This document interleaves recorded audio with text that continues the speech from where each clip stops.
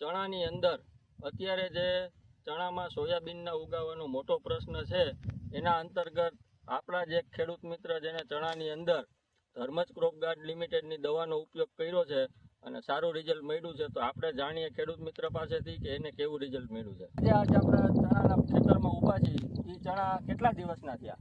આ ચણા મારે 11-12 દિન હતા મેં સાઈડ 11-12 દિવસના હતા અને તમે કિલો દવાનો છંટકાવ કર્યો 15 ml માંથી 10 પંપ કરીને તમે છંટકાવ કર્યો. હવે તમે આ છંટકાવ કર્યો એને કેટલા દિવસ થયા? આજે 7 થી 6 જમણ થયા. 6 થી 7 દિવસ થયા. તો આજે તમને રિઝલ્ટ કેવું જોવા મળે? સારામાં સારું તો આ સુકાઈ ગયા. જો તમારે આમાં શેમાં રિઝલ્ટ સારું મળ્યું? મારા સોયાબીન ખડ બીજું કાળિયું ખાર્યું હતું એ સુકાઈ ગયું. અને આ દવા છાંટવાથી ચણામાં કઈ અસર આવી? નહીં, જરાય નહીં. જો આ એમને જ છે, સીણામાં કોઈ સાઈટી નથી, એમાંય એવા છે ને આમાંય એવા છે. તો દવાની ચણા ઉપર કોઈ આડઅસર થઈ નથી અને સોયાબીન થી લઈ અને લાંબા પાન અને ગોળ પાન વાળું ખડ તમારે બળવા મળ્યું. તો તમારે બીજા ખેડૂત મિત્રોને વાપરવા માટે ભલામણ કરવી હોય તો ઇપીડોની ભલામણ કરી શકો? હા, કરી શકો.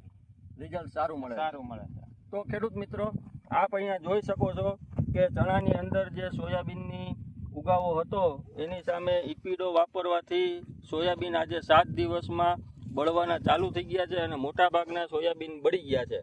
તો હું આપ સર્વે ખેડૂત મિત્રોને વિનંતી કરું છું કે ચણાની અંદર સોયાબીન, લાંબા પાન અને ગોળ પાનના નિંદામણ માટે ધર્મજ ક્રોપ ગાર્ડ લિમિટેડનું ઇપીડો દવા 1 પંપની અંદર 1.5 ml નાખી અને ઉપયોગ કરવાથી સારામાં સારું રિઝલ્ટ મેળવી શકો છો.